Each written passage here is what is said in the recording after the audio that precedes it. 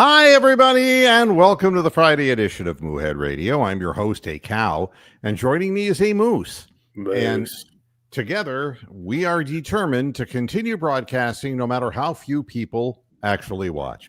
Yeah, it doesn't matter to me one way or the other, really. I just come here to chat. And that's the way it always has been, kind of a, informal gathering, Yes. And, you find out that one of the guys on the air with you fell asleep during a blowjob, stuff like that. Yeah, exactly. Real life stuff, not right. none of this things that shit. Guys and cows talk about, Yeah, we've had the odd woman appear every now and then. They don't stay for very long, but they're pretty odd, all right. But yeah, we've had the odd woman. Yeah, I thought that all cattle were kosher, and maybe this is just me, but in the end, I think all cattle are kosher because they're not into tipping. Correct. Wait a minute. Boom. Where's your drum? No. Here. There you go. The big gong of truth. That's the gong tell you need to get off the stage. Yeah. No one remembers the Gong Show except for you, me, and Rick May and Tammer, probably. Yeah. So. God. Well, here we are on the cusp of another NBA Friday and NFL Sunday. And we do have a few things to talk about, and I want to get out of my system, or else I suppose none of us would be here. Yeah, it will. It's not healthy to leave it in your system. You should let it out like Shrek, There you go. I want to share a screen up here because I always say when it's Browns football and you're totally pissed off because you're watching the worst team in the NFL for the umpteenth year in a row, and you're pissed off because the only decent quarterback you ever had is now thriving in Tampa Bay. And you're so pissed off that you can't get a real quarterback. But you still want to watch the game, but you don't want to fucking pay for it because God forbid it will get sent over to Peacock Network. You'll have to sign up for that. You'll have to get signed up, for the NFL Sunday ticket. You got to get, then you got to end up at a goddamn Jeffrey Epstein orgy, and you got to pay for that. And P. Diddy and the oil and all that shit. Exactly. Just the expense in baby oil alone is like enough to put most people off. There's big money in this, but it's our money that's funding it. So I always give people an opportunity and say, hey, you do what you want to do. You make your own rules. You may pay for those, but if you want to watch the game and you're not in Northeast Ohio, where can you see the game? And then bingo, here we go. You're going to have to really look hard. Damn. This has to be the most embarrassing. That is the worst map ever. I know. Nevada's got like fuck all people in it. It's got Las Vegas that's got like 4 congressmen. Reno. And the rest of it's like 1 congressman. So if you want to find some kind of a stream, you'll be looking at CBS Las Vegas, CBS Reno, CBS Cleveland, or CBS Toledo. That's it. Those are going to be the only cities. I mean, Columbus, no. Dayton, no. Cincinnati, no. Pittsburgh, no. Buffalo, Fort Wayne, no. Indianapolis, no. I mean, those are it. Cleveland, Toledo, Las Vegas, and Reno. And you know what really is the amazing part about it? What? Nobody's even going to see Shedeur Sanders' first start. So why are we talking about it? Nobody's going to be watching it. I mean, like I said, I got the broadcast is on DAZN here, which is a pay. It's like season ticket, and it's like £170 that I pay every fucking year for some God knows what reason. But at least it's all in one place, and I don't have to fuck around with.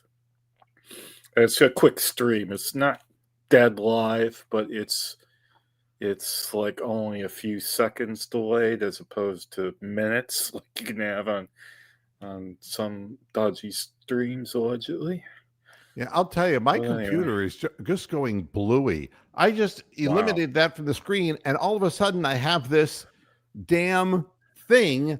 You got these tits popping up everywhere. No, it's not that at all.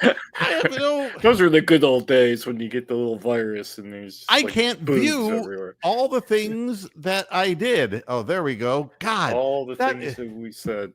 Yeah. Make it stop, dear God. All right. So much for that. So if you're interested in watching television, why? What you have to ask yourself, why are you interested? Yeah, the commercials, the local commercials will sound something like this in Nevada. Looking for fresh water? Gambling problem? Oh no. I dated a girl in college, and she was from Reno, Nevada. Really? There's people from there? I thought people only went there, And they have gambling there too. Oh, yeah, because it's Nevada. Yeah, so the whole thing. But that's the whole deal, Browns fans. Your team, nobody else is interested in, and you're going to say to yourself, why should I be? And I'm not going to argue with you. As it stands right now, the Cleveland Cavaliers play tonight, and Sam Merrill is out because he caught his hand in somebody's pocket. I'm not on the shorts or somewhere in the jersey of another player, and he sprained his hand, and he is still out. No. Jalen Tyson is questionable, and that means out. Because of a concussion against the Pacers, right? Darius Garland is questionable, but still listed as out against the Pacers. And suddenly Jared Allen, the greatest quitter of all, is questionable for Friday's game tonight against the Pacers, who are 2-13. Do I hear you, Cleveland? Is it possible the Cavaliers could lose to them? Well, Rick Carlisle knows how to beat the Cavs. Absolutely. I'll be talking about that a little later in the show. So you have that. Here's something for Browns fans. We can talk a little bit about the Cleveland Browns. This is like looking into a portal of the past. All right.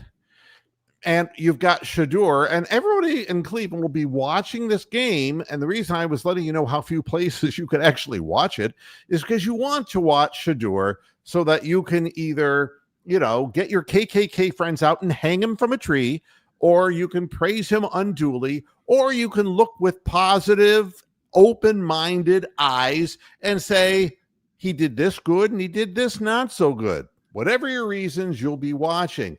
But remember that rookie quarterbacks starting their first games for the Cleveland Browns are 0-17 since 1999. And let's go back. We're going back into the time vault.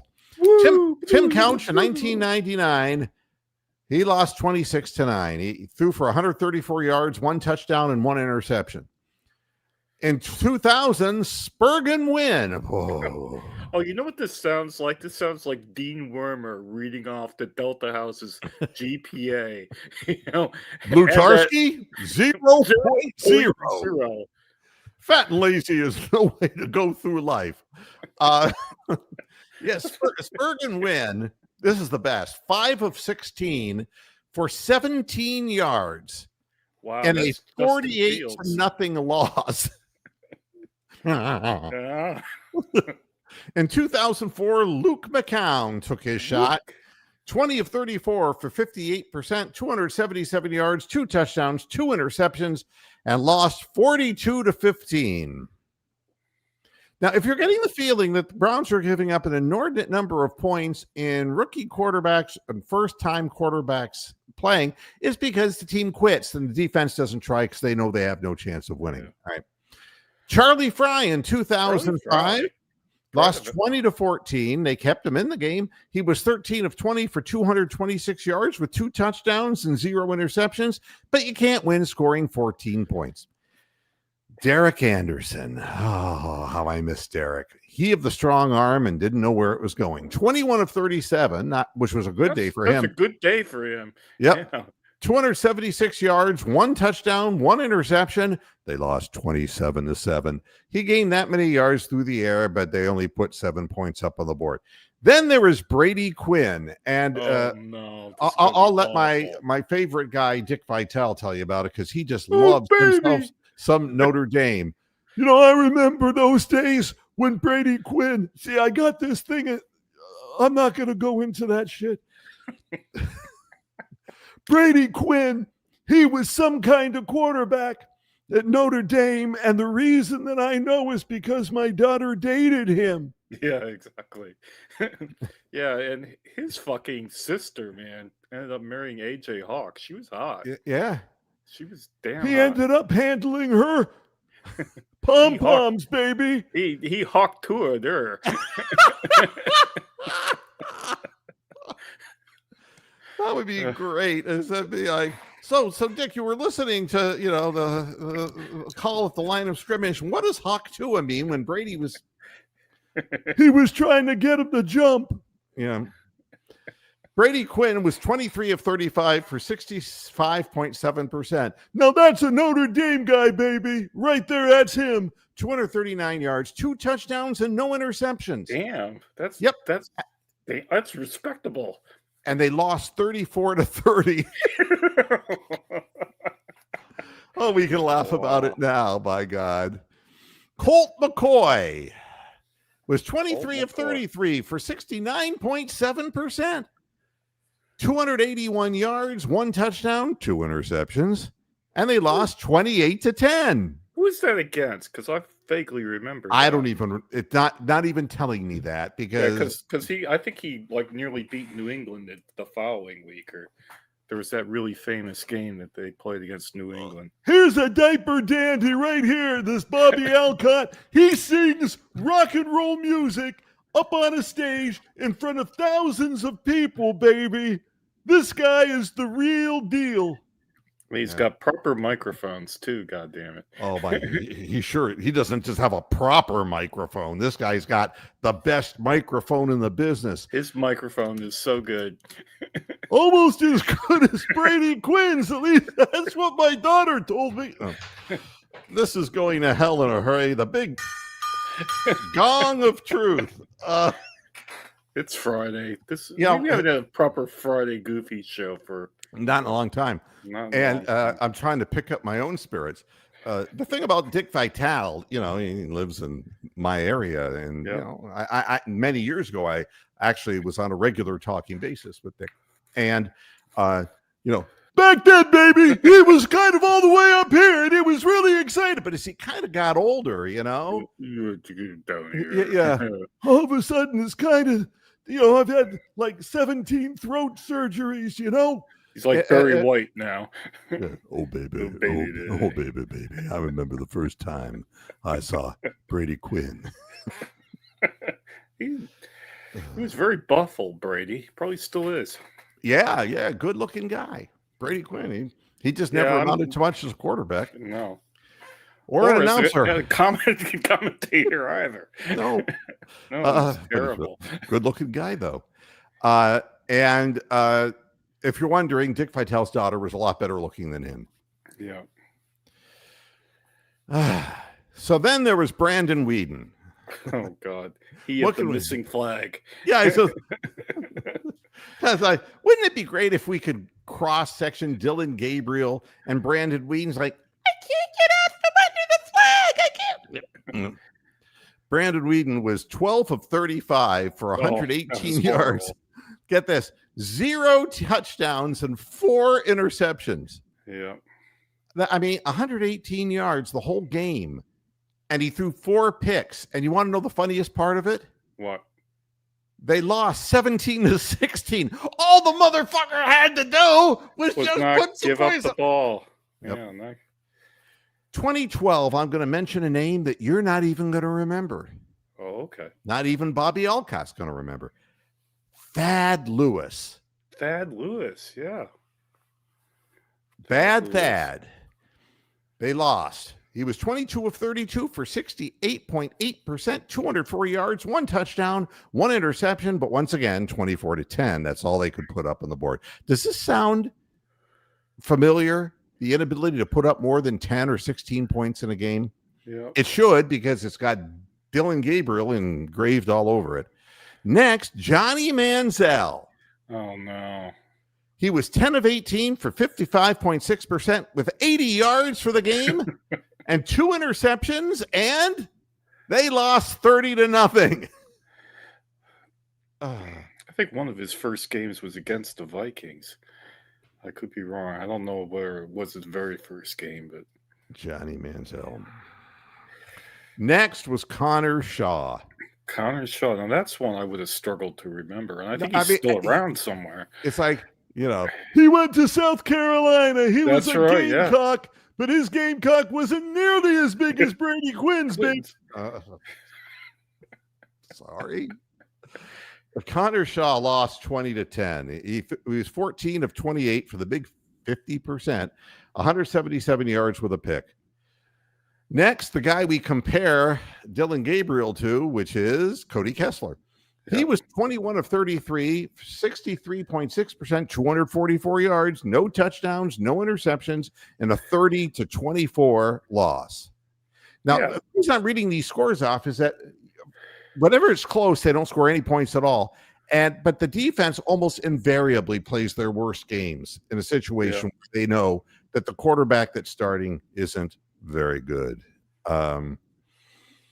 And here's a guy who actually, Jeffrey Champion, you're the man. You remember Thad Lewis. You automatically win a virtual Moohead Radio coffee mug. We've given away thousands of them.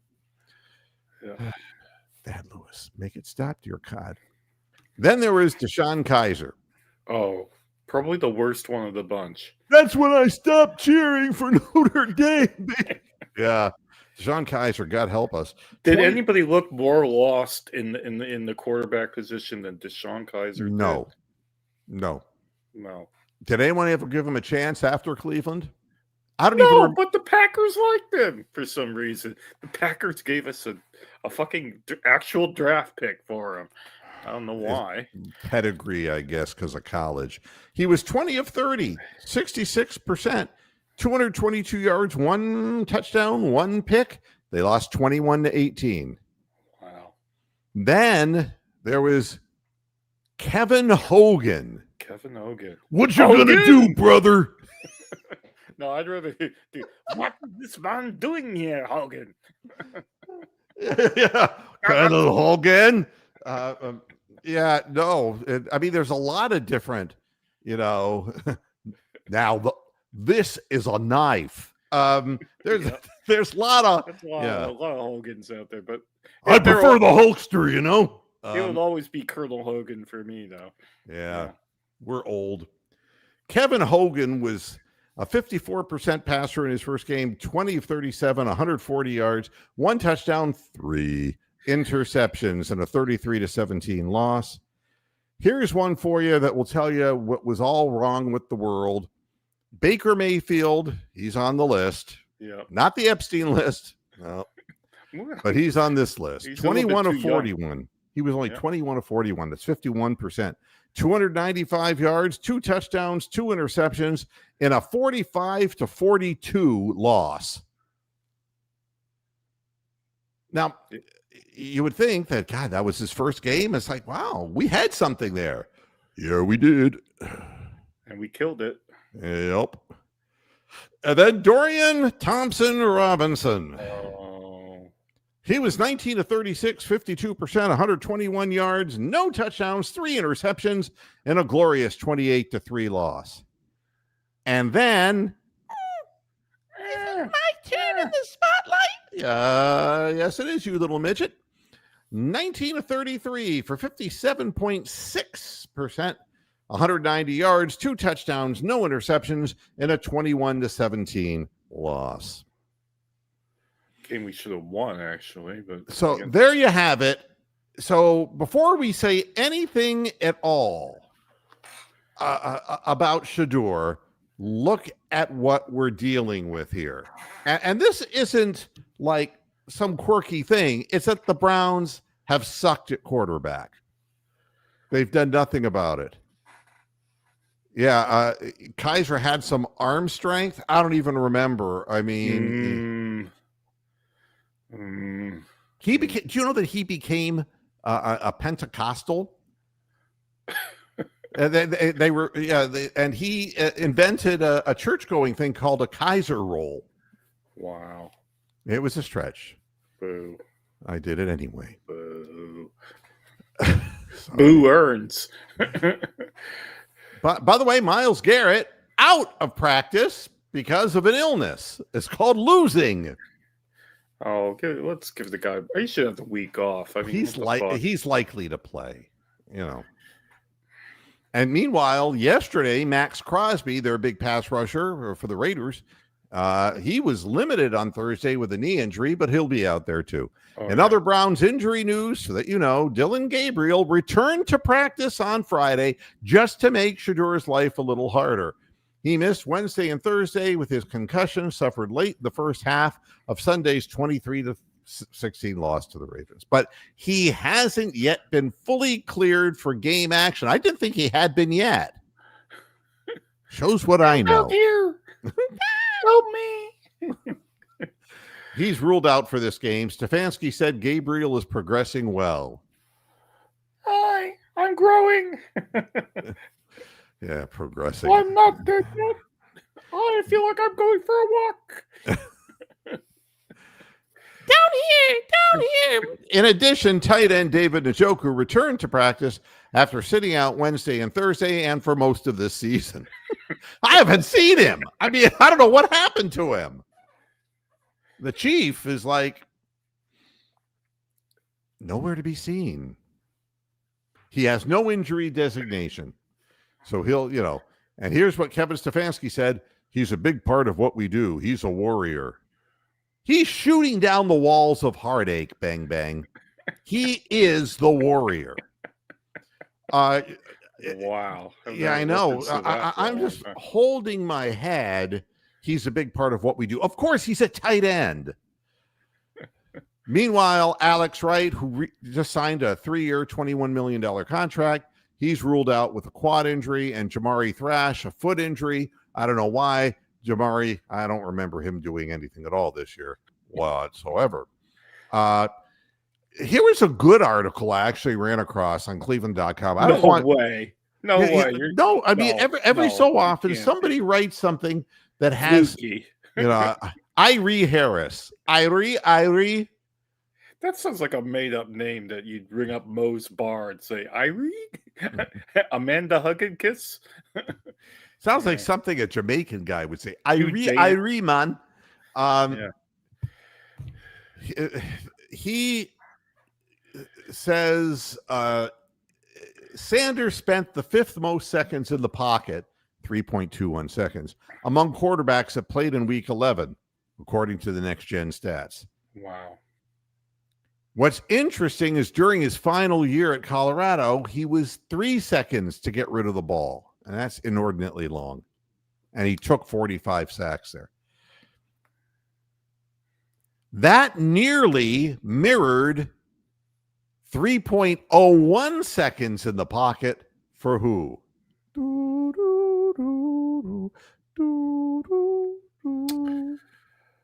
Baker Mayfield. Joe Flacco. People have just immortalized Joe Flacco. But the fact of the matter is that could it be because the receivers are not open? I mean, the thing about Flacco was Flacco had great vision and he could see what everyone was doing. And, you could tell he'd go back and go, oh, yeah, nobody open. So, the fact is, yes, Shador has to get rid of the ball sooner. And that's, but, Jeffrey, he has an offensive line in front of him. So there's that. Well, they're even getting guys hurt now. They had the most stable offensive line until like last night, I think. But anyway. Yeah. Jeffrey's in a talkative mood, which is nice. There's something about left-handed Hawaiian quarterbacks, undersized and concussions. Just ask to it. Marcus That's right. Mariota. Yeah, it's just like, yeah. So the other thing besides, entering Week 12, Sanders, 12, ranking 10th in sacks, the Browns unit, 10th in sacks allowed, and 7th in sack yards allowed. I mean, 206 yards minus in sack yardage. That's hard to overcome, man. You do that with the oh God, I can't even, the Austin Powers evil man, the meanness. The offensive tackle position, by the way, which we know very offensive. Yeah, it doesn't pass the eye test. It's the weak, and this is all coming from Irie, and these are good points that he's making. It's the weakest link of the unit, and 3 of the offensive tackles, not 2, but 3, have allowed 20 or more quarterback pressures this season. So then there's ball protection, which is important. It's important. If you're a UFC fighter, man. Yeah, if you're a UFC, it's like ball protection should pay some heed to ball protection. Yeah. Yep, absolutely. And sometimes some deodorants are really good for ball protection. Apparently so. Yes, they haven't made their way over to England. They're probably illegal here, but anyway. Yeah, but again, the numbers for Sanders are not good. Not because he threw the one pick, but because he fumbled on another play, but the Browns fell on it, and he got away with throwing a ball right at Hamilton. Oh yeah, they've had drops. So there were a number of things that he did that could have resulted in but then the same thing was true with Joe Flacco. Joe Flacco would throw the ball God knows where, and whoever happened to be there would catch it no matter which color uniform they were wearing. In his first go at it, Sanders completed only 4 passes, but a 7.7 completed air yard average, which was 4th among all quarterbacks from week 11, which shows you what he can do if he actually had time to throw the football, perhaps, and if he had receivers and there was an offensive scheme. And we'll get to that in just a moment. And of course, the 25-yard completion to Harold Fannin Jr., that raised, a water level as far as his average number. There are a number of things that he missed on the field, but if you was sacked around like a Raggedy Ann doll, you would probably be, trying to, if you see anybody who even resembled being open, you would just cut the ball loose and throw it, as opposed to maybe doing one more little quick look at somebody who might be a little more wide open. His arm strength, we can see with our eyes that there's no comparison between Dillon Gabriel and Shedeur Sanders as far as arm strength is concerned. And this was the one thing that I pointed out that I think is something that nobody talks about. Deep pass efficiency, which has been zilch for the Browns. That's a big deal, that. Chunk plays, us regular folks call it, but deep pass efficiency. Joe Flacco only completed 4 of 18 deep shots. Yeah. Gabriel, 2 of 8. So it's consistently 25% no matter who is manning this offense with these receivers and this offensive line. So before we get too excited about anything, let's at least look at some of the similarities. And now that Shedeur is going out, we're going to be comparing to see if his deep pass efficiency is anything better than the 25% that Joe Flacco, who we consider that to be his strong suit, and has proven to be, again, his strong suit playing in Cincinnati. But when he was playing for Kevin Stefanski in this offense, wait a minute, I'm going to have to make it simple like Casey Kasem. When you get into the system with Kevin Stefanski, all that happens is you hand the ball off or you throw the ball 4 yards. And so no quarterback can hold on to the ball at all without getting smashed. However, from his days at Colorado, he completed not Flacco, of course. We're talking about, if you're losing me here. Yeah. Sanders completed 34 of 75 deep passes of 20 yards or more, 45.3% for 14 touchdowns and 1 pick. And he would have thrown a touchdown pass had Larvidan either been stronger or bigger, taller. Yeah, that's right. I don't believe in hyping a young player, but here's what I think. And, I come to conclusions not based on hot takes. I mean, I do hot takes. If you want to read my X feed during Cavaliers games, you'll see what's running through my head on a short-term basis. And I'll come on the air and kind of smooth more things running up. through your head than Evan Mobley, but anyway. No, he's just moving like slowly. Oh dear. All right. Evan Mobley. We'll get to that. Evan Mobley has developed what do you call it? A twitch. You know when the guy's nervous, right? He's got his wedge. His twitch. No, both Forrest Gregg and Eric Wedge were the buddy rabbit. Yeah. I don't know what that was all about. Joe Banner is. I don't know.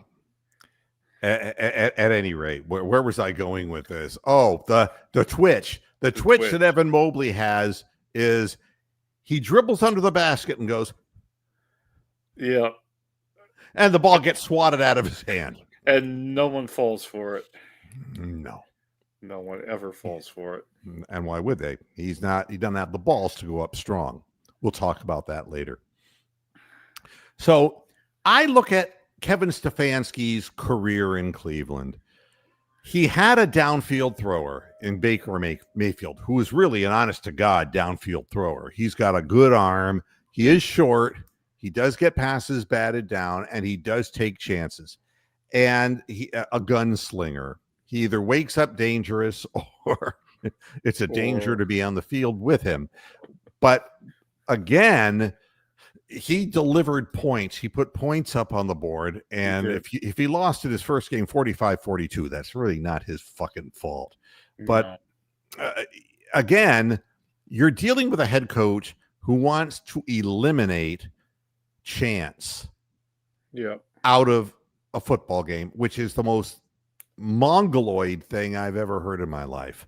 I mean, we've just got to limit our turnovers, and we've got to, and he eliminates it's like this big process of elimination. And we're going to take all the chances out of this. And you end up throwing the ball 4 yards per pass. I mean, still go wrong. Handing it off up the middle or trying then these bizarre trick plays. I have no idea where it's coming from, but he's been around long enough that he had a quarterback who was a downfield thrower when we actually had a couple of wide receivers, even though a disenfranchised Odell Beckham and then a Jarvis Landry who was toward Hollywood Higgins, who people. But these people actually were catching passes, and when they were open, Baker Mayfield was able to see them and find them, and he threw for a lot of yards, like 3,700 yards early on in his Cleveland career. But as time went on, kind of like. How can I put this nicely? Because I don't want to be rude. But over time, the clamp came down. And Kevin Stefanski is like, we're not going to take these downfield chances anymore.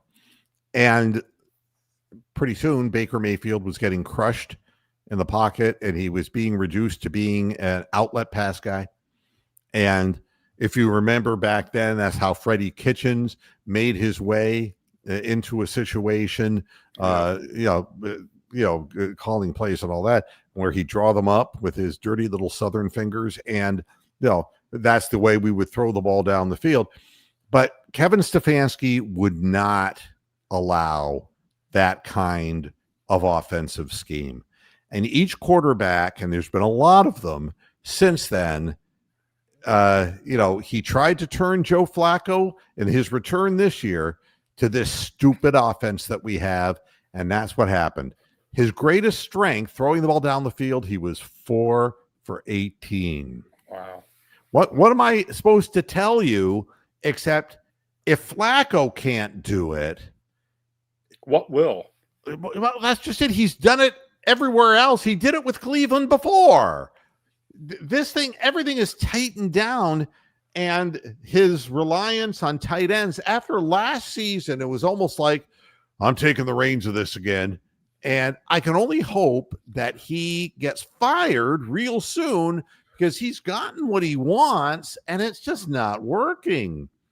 So here's what I know, and not what I think, but what I know. If I'm the Raiders and what are they, 2-7? They're pretty awful. They're awful. And they don't have they have offensive line problems, and there's a lot of problems they have. But if I were them, I would say, let's not get into this chess match thing. They have a crippled old offensive line, and we just going to blitz the hell out of this guy. And we're going to force him into mistakes. And that's how we're going to score our points and how we're going to win at home is we're just going to make this guy's life, Shadur's life, miserable. And that'll be the end of that. And so Kevin Stefanski will respond by saying, we have to run the ball. We have to run the ball. And you know that. But then once they stuff the run 4 times, we have to do something different. We have to do something different. And there's never this, like, the belief that the Ravens had in their running game that beat us last time out. I mean, giving the ball to Henry, who the Browns had stopped cold in their last 5 times playing them. They got it rolling. They got it rolling because they believe. They believe in their scheme. They believe in it. And if all else fails, and if Lamar is hurt and going, my leg, and he can't play, my ankle. Well, they'll just go ahead and they'll hand the ball off and they'll open up holes. We can't seem to do that with the offensive line that we have. So what do? If you're the guy, Tommy Reese, who's calling the plays, you got this playbook in front of you, and it's like, holy shit. If there isn't at least 8 screen passes called in this game, I am going to go absolutely fucking ballistic. I mean, you can see when they come, and they're not even worried about Shadur reading where the blitz is coming from. It's like, okay, man, it's coming from everywhere. And, when they're lining up, they're just going to come with the kitchen sink. We didn't throw any, didn't even try. We had a play that we used to run, which was a tight end screen and a Njoku. Do you remember that play? Yeah, we used to get 20, 30 yards on occasion. Where is it? I have no idea. What in the hell happened? I mean, and when Dylan Sampson proved he could catch the ball, they stopped playing him.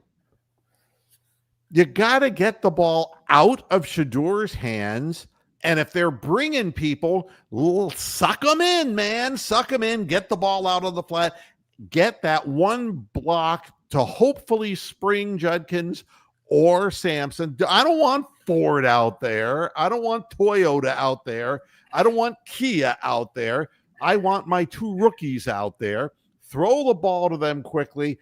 Get that first block and give them that open field kind of thing. We also have, we only run end arounds with Isaiah Bond. So if he's on the field, you know what the play call is. That's going to be, why can't you run a screen to him?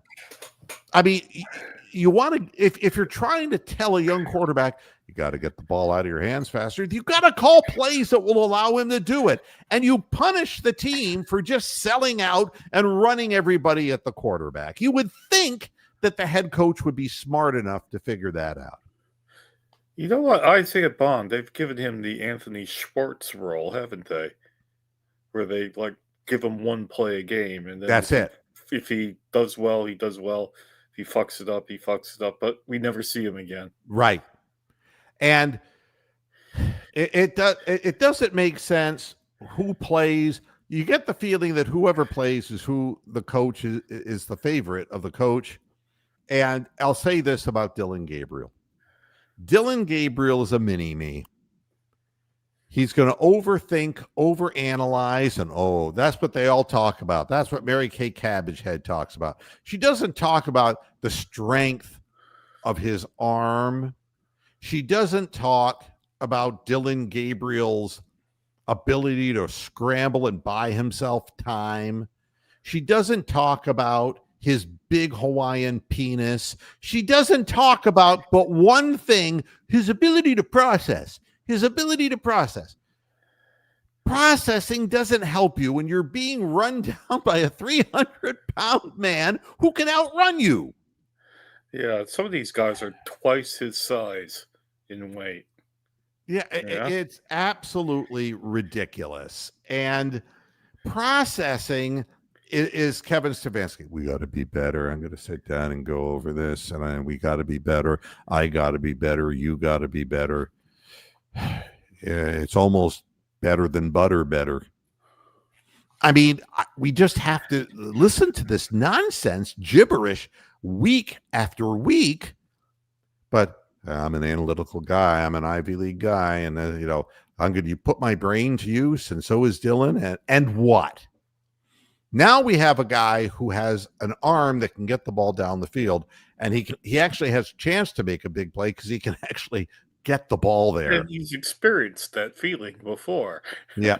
And, but you got to help him with the processing part of the game because he's new and he's never had an opportunity to play at this level and with this group of players. So you help him out. And everyone's going to expect short passes. What you need to do is you need to run the football. And if you can't run the football, you got to keep trying a little bit. You can't put him in a situation of 3rd and longs and drop him back and expect. It'll just make it worse.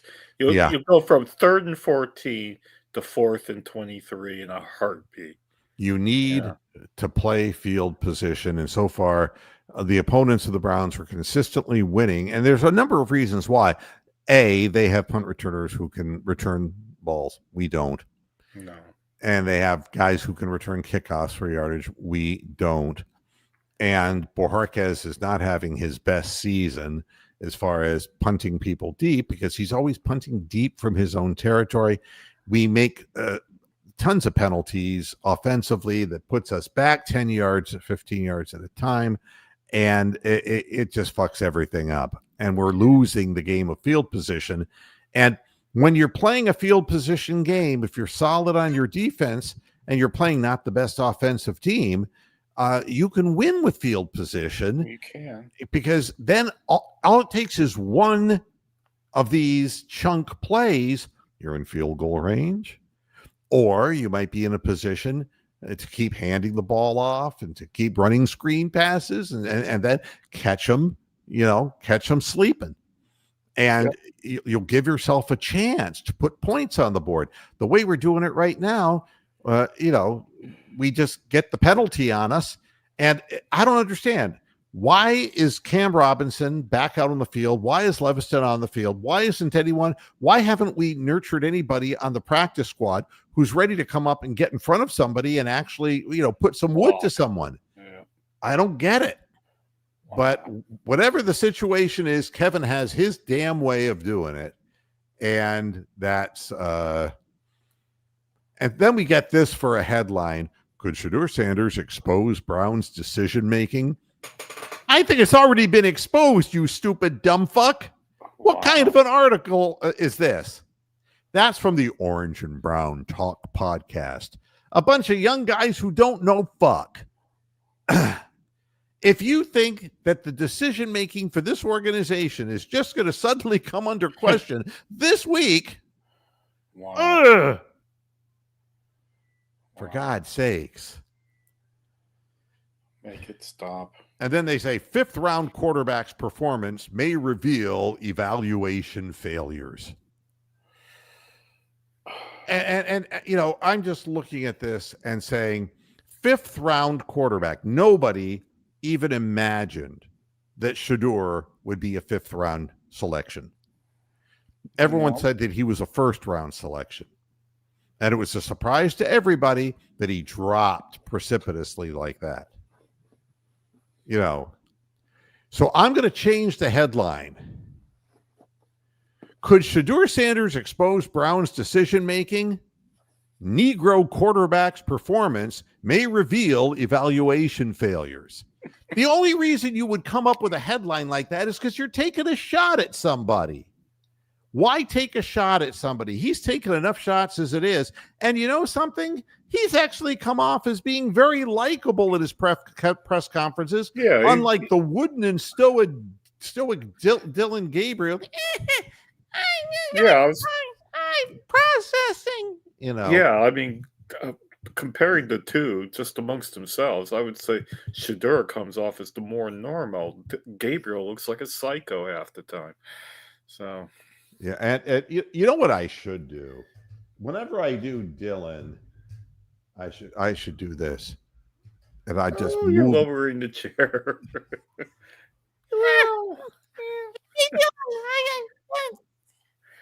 Somebody help me! I get being swallowed up by a microphone. Yeah. When you get older, these little doodads, they become very helpful. The sit stand desk. It's funny. Rocks, my wife, she's going through some post-surgical stuff, and so she's got a lift chair.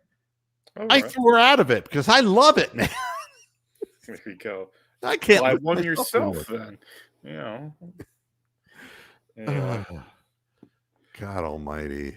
No, I really don't, Ron. What was Gabriel's entertainer line in preseason? I am the entertainer. No, I am the entertainer. I don't know what he said about it. He's certainly not entertaining.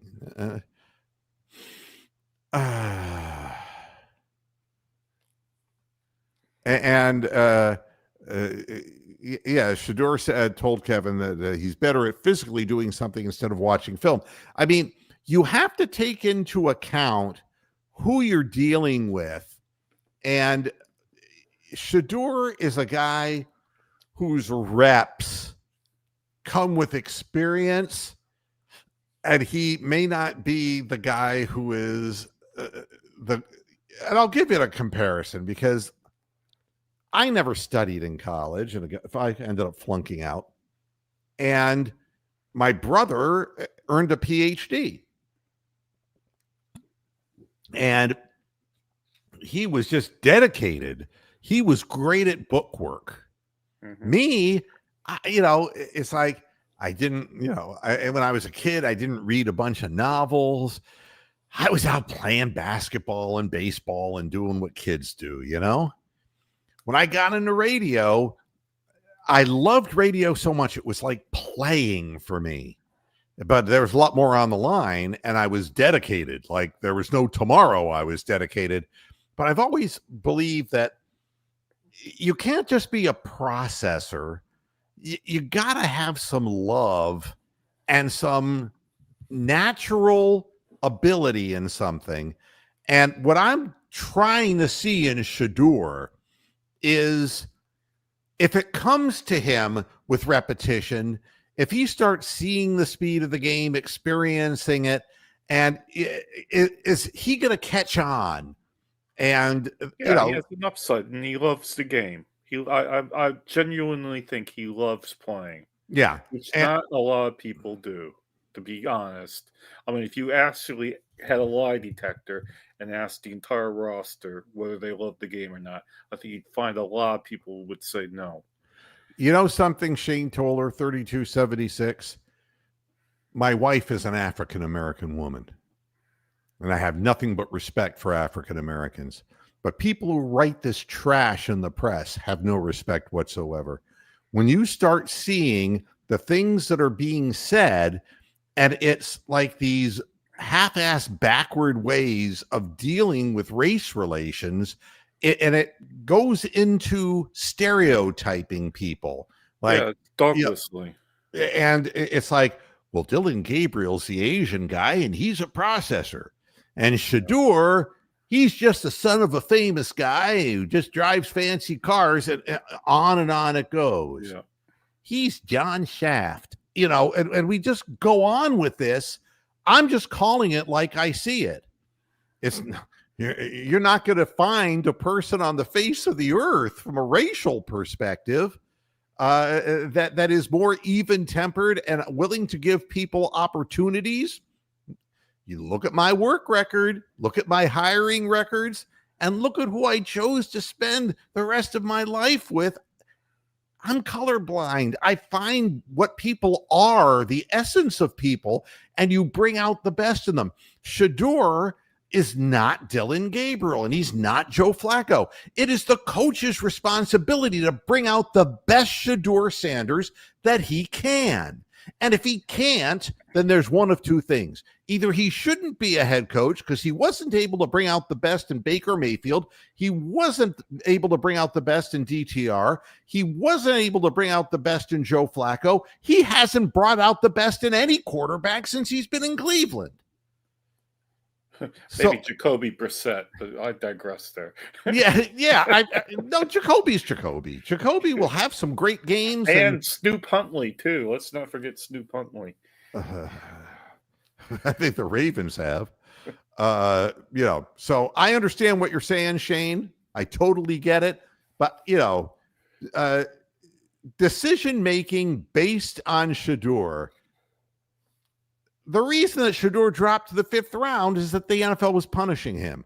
Yeah. And I don't know what they're punishing him for, being the son of a famous guy who's a big mouth guy. Hall of Famer. But he's a big mouth Hall of Famer. There's a lot of people, you have Colorado fans who came into the season and they were really loud and rambunctious because their team made some noise, and they've been horrible this year. And now you're seeing the backlash. It's like, and Coach Prime is suddenly not prime time anymore. You don't see them on so many adverts either anymore. You don't see their games being televised nationally like you did initially. Yeah. So, you have to prove it either on the field or on the sideline, and you got to do it over and over and over again. And that's the way life is. And with a head coach like Kevin Stefanski, your job is to bring out the best in people. My job as an owner of a company was to bring out the best in, I was the manager of my properties, and I brought out the best in the people that I could. And I allowed air personalities to be air personalities and to have real personalities on the air. And sometimes, like, I've told the story before. Backfire. Yeah. But, I like telling these stories because there's always new people tuning in. Had a guy named Ian Richards. We brought him over from England. He was a BBC announcer, and he wanted to get into American radio, and we hired him, and he was some kind of character, man. His mother and father were circus performers. Wow. Yeah. Oh, and they could balance chairs on their foreheads. He was like he came from Red Panda. Yeah, right. And the like, English version. What is it? The Lake Country? Is that what they call it in England? Lake District. Lake District? Yeah, that's up north. That's very close to Scotland. They would perform up there. And there's loads of hotels up there. Yep. And they were interesting people. And he was an interesting guy. So I'm sitting in my office, and, Janet Jackson's hit record at the time was Black Cat.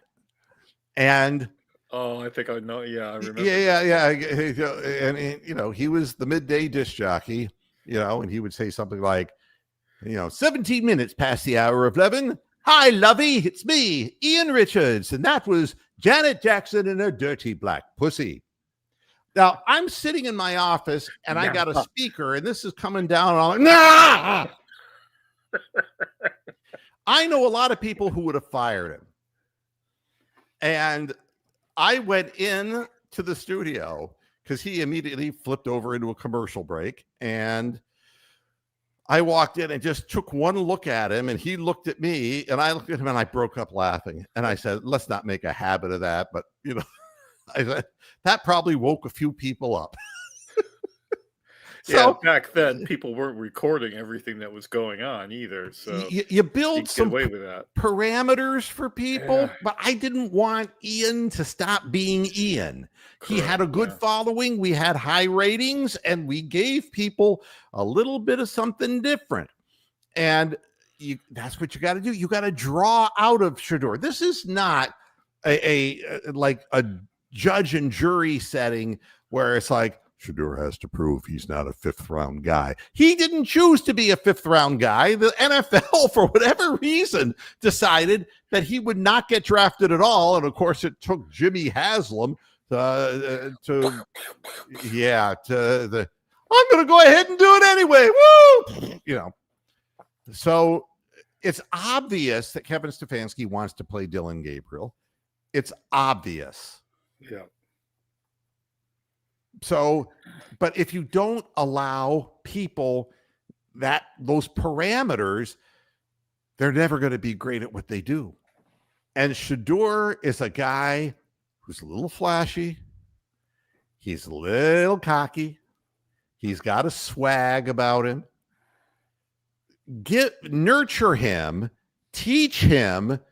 You got to bring some of that down, but you can't lose your confidence, because if you get down on him the way that Stefanski is going to do by shutting down every avenue for him to make plays, you're going to crush his spirit. And that's what he's done with every quarterback. And that's what Baker Mayfield says to this day. He's not going to sit there and dwell on the Cleveland Browns, but just look at what he's doing elsewhere. And he's free of those restraints. He's free. He can be Baker Mayfield. And that's all I'm asking. I want to see the real Shedeur Sanders. And that may be not so good, but I want to see the real guy. I don't want to see like Kevin Stefanski's Frankenstein. I don't want to see that shit. I already got that in a little midget left-hander. I don't need that. I already saw him for 6 games, and I've seen enough of that shit. Damn. That's right, Ron. Some quarterbacks are players and some are entertainers. Yeah, and he said that, and now it's going to follow him wherever he goes, that comment. It was not the best thing for him to say. No, but, again,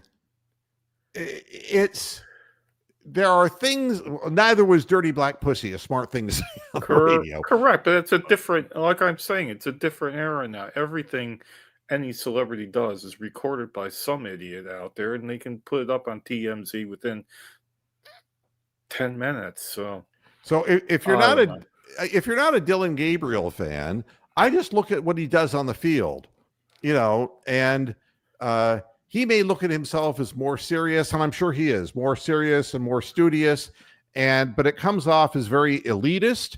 It comes off as like there have been tell me Terry Bradshaw was really great, analyzing games. Terry Bradshaw was a blockhead, but you put him out there on the field, and you gave him Lynn Swann, and you gave him Benny Cunningham, John Stallworth. Yep, you gave him really quality wide receivers, and you set up a scheme that got those guys downfield. And Terry was a dummy, but it didn't really matter because he had an arm, and he understood who to throw the ball to, because he knew that they would get a step on the guy covering him.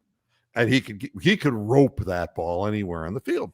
So just let Shedeur be Shedeur, and let Dillon be Dillon, and let the cards play out as they will. But I'm just tired of the press taking these ridiculous stances. Well, answer one of the questions in the chat. I would love to see Sanders win out. I wouldn't put a lot of money on that, but I would think that Kevin is definitely going, and probably Barry's going, regardless of what happens in these next 6 games. I can't see either of them staying around. I think, Jeffrey, I was born to run radio stations. I believe that. When I got into it, there are a lot of things I didn't know. I had to learn the engineering end. I had to learn how to handle personnel. But I understood what made a radio station fun to listen to. That I knew. And to me, it was funny when I started this podcast 24 years ago. I immediately decided I didn't want for this thing to become like known. Big. Yeah, because I was so burned out. I didn't want this to ever feel like a job. I just wanted this to be fun, and some of the things I say may be a little bit, eye-opening, but again, this is real deal stuff, and it's fun. It's entertainment. I've never coached a football team. I've coached a lot of people. And I think that Shedeur Sanders is a person who, if he does not have the ability to get rid of the ball, if he can't read the field, it will show itself very quickly, like it did with Deshaun Kaiser. It will show very quickly, and then you can move on and say, we don't have to worry about this guy anymore because he doesn't have the basics that anyone would need to become a successful quarterback. But I have not seen anything in Dillon Gabriel either that would tell me that he and the people who love Dillon Gabriel, they say, he has a chance to stick and become a number 2 quarterback. It's like, so did Colt McCoy. What is your point? They don't win. Brian Hoyer. I mean, come on. There will always be, and Hoyer was shooting his mouth off really? on a podcast. He should shut up, man. But he was selfish. I mean, look, some of the people who are young fans, they don't remember Brian Hoyer from a hole in the wall. But I remember that he was the guy who never helped young quarterbacks because he was a prick. He was a prick, is absolutely right. So he has no time for a Shedeur. He has no time for that. So he's going to badmouth him. It's all about winning. It's all about winning. And the fans will love you if you're winning. And if you're losing, some will show up, but they're not going to be very enthused. It's no different than if you go on the radio and you say, and it's 7 minutes past 6 o'clock, and my name is Bob Smith, and thanks a lot for tuning in. Today's high is going to be 66 degrees with a low of 42, and we'll be right back after these words. I mean, who wants to hear drivel? Yeah.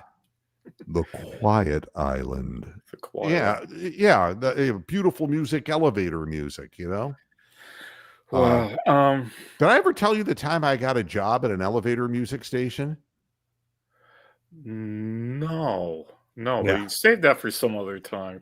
I want to say this one thing because I'll never remember. A quick story, okay. Springfield, Massachusetts. I was at the University of Massachusetts. I was in the process of building a campus Springfield's radio quite a station. Ways from Boston now. Springfield was a decent radio market, and I needed to add, I wanted to make some money, and so they put me on an overnight thing where you do just a voice, and every so often you're listening to the Quiet Island, whatever. Where you have to do the station ID, and that's about it. That's about it. Then you twiddle your thumbs. Bonnie and Bert Kempfert and all that shit. So I just decided nobody's really listening to this. And so no, what you do. Oh, yes. And so it was like the song would fade out, and I'd say, the Quiet Island, whatever what the calls were. I don't remember the calls even in Springfield. Yeah. I said, the station is most likely to be listened to by lesbians. And you just, I would say things that were just completely out of nowhere. And to me, that's the heart of comedy, is to imagine in your face the one guy who's listening going, did I hear that right? Yeah. Yeah. So that was, I had to tell the story. Wow. No, I've not heard that one. And I probably never will again. Again, hopefully.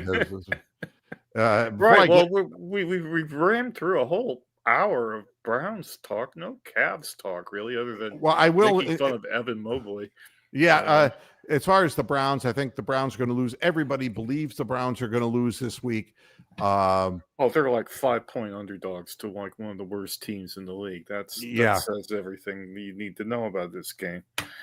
Yeah, and I can say this from the NCAA: an ex-Temple men's basketball player bet against his own team You're going to be seeing more and more headlines like this. Yeah, why did he do that? Was the game sponsored by BetMGM or something?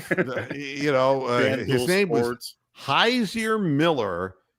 He was deemed permanently ineligible after he placed 42 bets totaling $473 on parlays that included 23 Temple Owls games during the 22-23 and 23-24 seasons.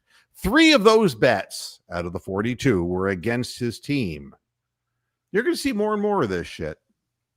Well, that's probably like 10 quid bets, $10 bets. That doesn't but they'll find the most insignificant player and make an example out of him. Exactly. And the people who are really doing the big damage, you're never going to hear about. As far as the Cavaliers are concerned, if you watch them play the Rockets at home, and you can honestly tell me, we're slow. If you can tell me that we even belonged on the same court as them, then you're on dope. And the fact of the matter is we come out slow. So why do we keep coming out slow? It isn't that. It's that the other team's coming out with energy, and they know that we can't match that energy. And I give Donovan Mitchell, he had the worst first 3 quarters you could imagine. 2 points at the half. Yeah, well, 2 points at the third quarter, I think. Mm-hmm. But, yeah, and then he said, fuck it, I'm going to start scoring. And then got back close, but you couldn't get over the hurdle. Couldn't get over it. Because they're a better team. They have size. Bigger team, stronger team. And they use their bigness and strength. And they rebound. They out-rebounded us 50-39. And this has been an ongoing saga with the Cavaliers being out-rebounded in games. Evan Mobley has turned into Shaq at the free throw line. Yeah, he's getting worse, Evan Mobley. That's really the one point I wanted to make today was he's deteriorating before our very eyes. And, my belief about it is that, and again, I like Evan Mobley. Yeah, he's a good guy. If Evan Mobley gives me 20 points, 10 to 12 rebounds, and plays the defense that he's capable of playing, I can't ask for any more than that from him. Yep. Who put these thoughts into his head that he was the next Giannis? Who did this? Because it's not now he's trying to dribble the ball behind his back between his legs. He's getting the ball swiped from him. Yeah, he's not fucking Curly Neal, man. He gets the ball stolen on the weak side every single time he does one of his little half spin moves. It's ridiculous. I don't want to see it again. Here's what I do want to see. And I know what they'll say. They'll say, well, we don't have Darius Garland. We don't have... We don't. So we're not setting up plays. But the important thing is Evan Mobley will get you the 20-point games and sometimes 28-point games. If he's getting some open 3 looks and he nails those properly, yeah. But you got to get him the ball in the paint, and he has to do one of 2 things. He either has to shoot a fade or shoot a jump hook, or pass the ball to a man outside like Sam Merrill for an open look. But he's got to make that decision fast. The second he puts the ball on the floor, it's dead meat. It's over. Dead. It's gone. So I don't think, and the fact that Kenny Atkinson said, I think that it's in his head right now that he's not making free throws, but you got to analyze what is in his head. And I guess the way I look at it is too much is in his head. Well, I believe what's in his head is that he believed what people were saying and that he was going to get all this opportunity to show off this skill set and that skill set. But those skill sets are not championship NBA. Yeah, they're not NBA ready. He could play for an NBA championship team, but he's not going to be Giannis. Yeah. And you just have to reorient his head. It's the organization's fault. And I don't know who did it. I'm afraid it was Dan Gilbert, perhaps, that it was an initiative that, we need to have that one dynamite player with a big man. And we got, and it put too much on his plate, and his head is spinning like the Exorcist baby, and he just can't live up to the moment. Don't make him. Let him be who he is. When he gets the ball in the paint and takes the jump hook or takes the quick fade away, he's really money. He's really good. But letting him drive to the basket is a mistake. Yeah. And, you know, if you want to get him behind the arc, sometimes that's fine. My question is this. Kevin Stefanski has been a victim of his own limitations of thought. Kenny Atkinson brought a certain style of basketball to Cleveland, which was a welcomed change from J.B. Bickerstaff.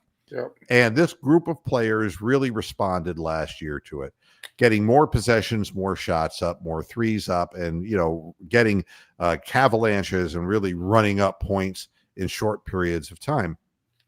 But at the same time, Kenny Atkinson is seeing the other side of this, that the NBA has changed right before his very eyes. Teams are faster and younger than his team, and they're going up and down the floor, and the Cavaliers are having trouble keeping up.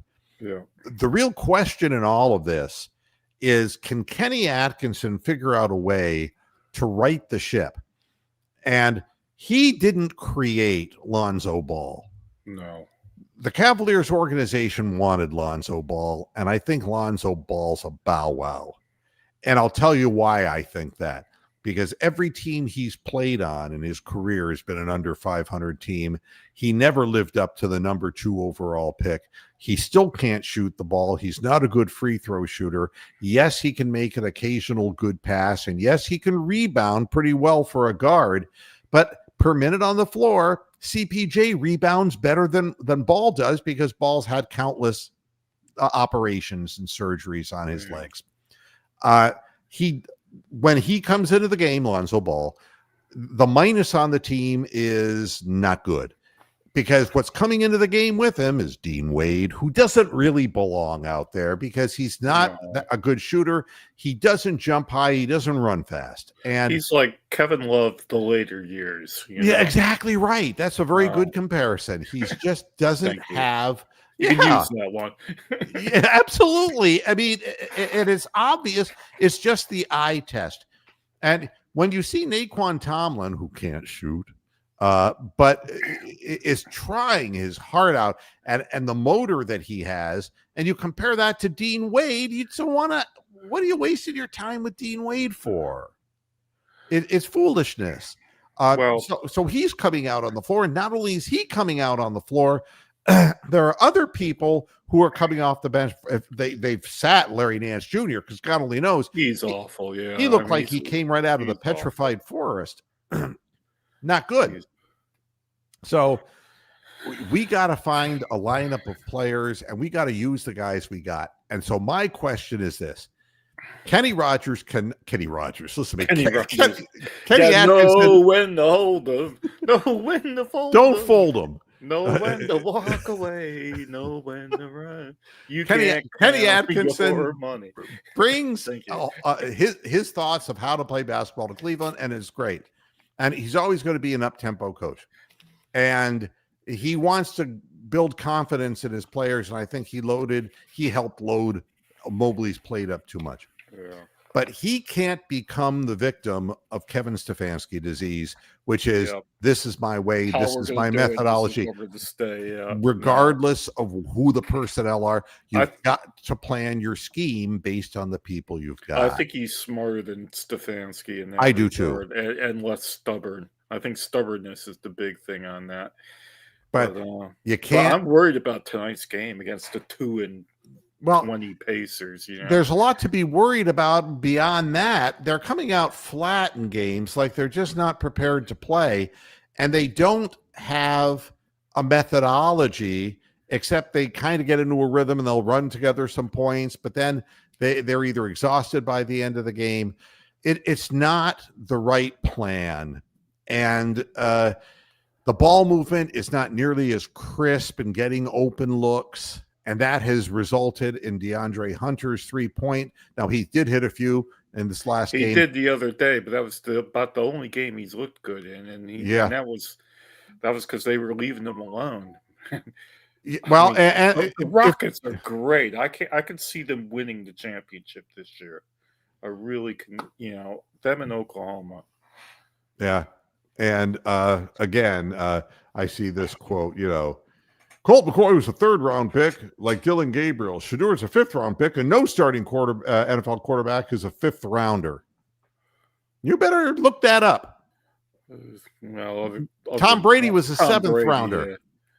Tom Brady was a 7th rounder. Brock Purdy and a few other people. Yeah. So and again, he wasn't a 5th rounder. Somebody decided he would be. A message went out that said, don't draft him. Yeah, there's no way that teams needing a quarterback all ignored him. So I don't like buy the that Raiders argument are one whatsoever. of them. Yeah.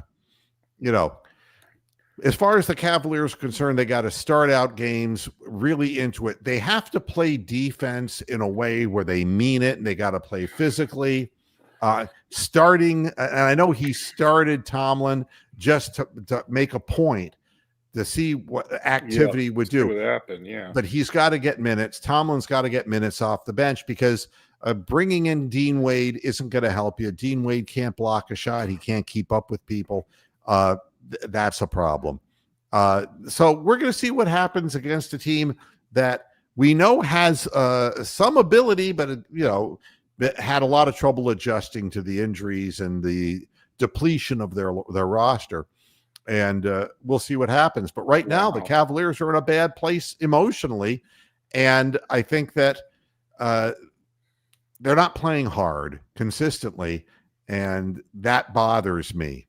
Right now, by the way, the Pistons, who are in first, right now, their coach, J.B. Bickerstaff, has them bought in. Yeah. It won't last for long because once these players start becoming better players, they're not going to put up with JB's bullshit anymore.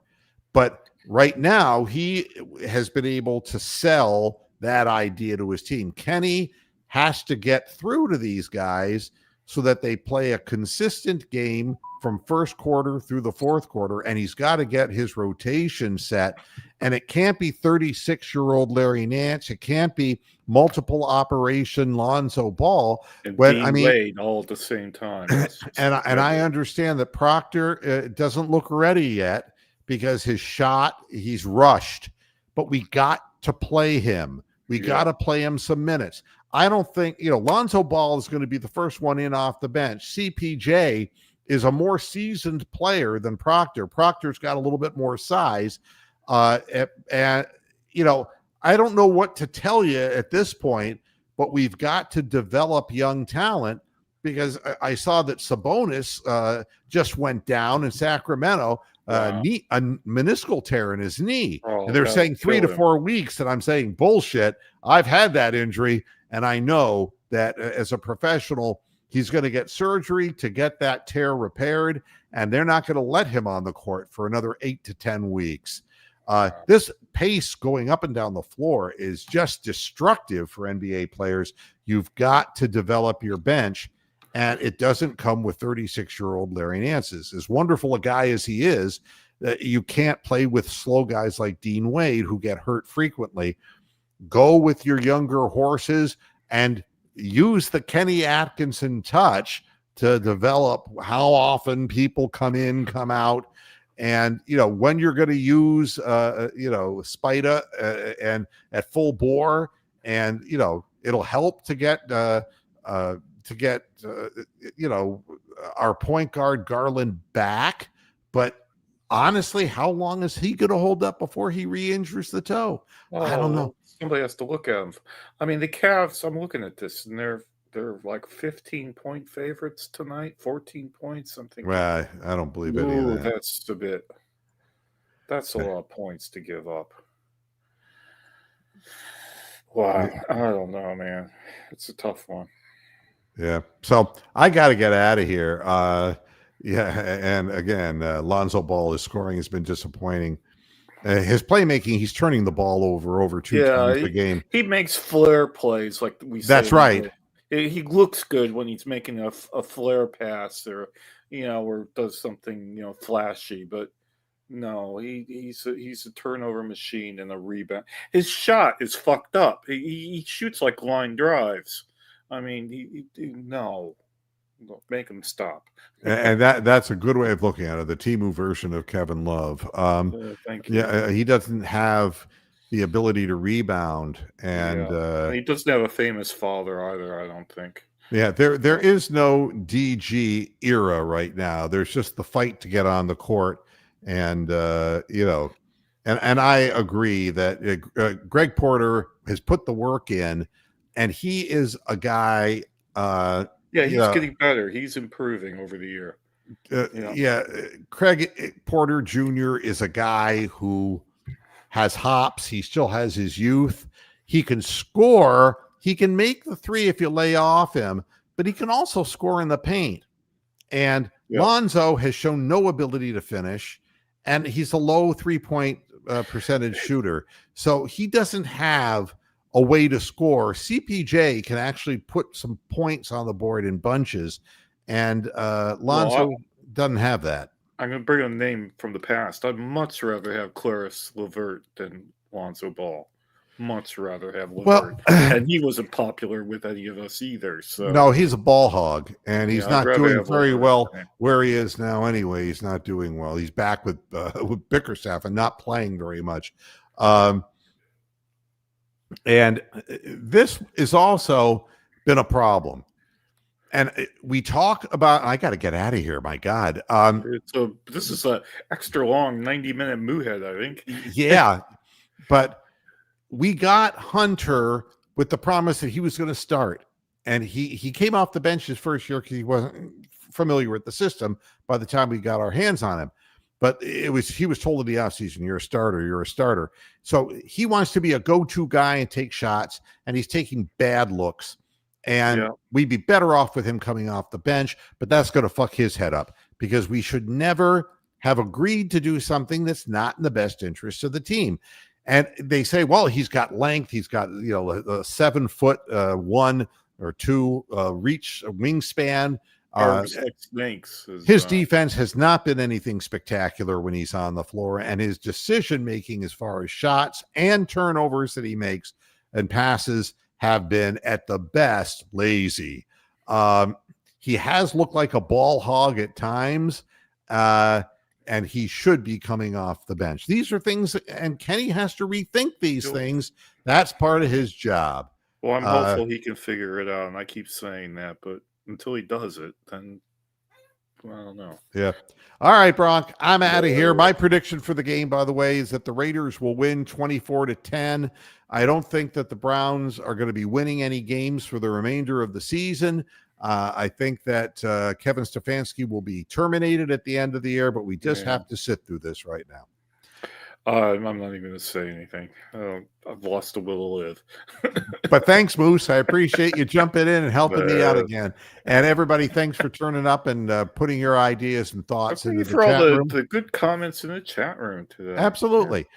Fans get it, Thanks, everybody. We'll see you at halftime on Sunday, 4:25 I might start. Be asleep. I don't know. So, it's the later game. So we'll see what happens. Yep. So I'll be there at the half and after the game, and we'll be. You can cry on my shoulder. Thanks for tuning in, and until Sunday, hasta la vista, Pastor Heads. Good night.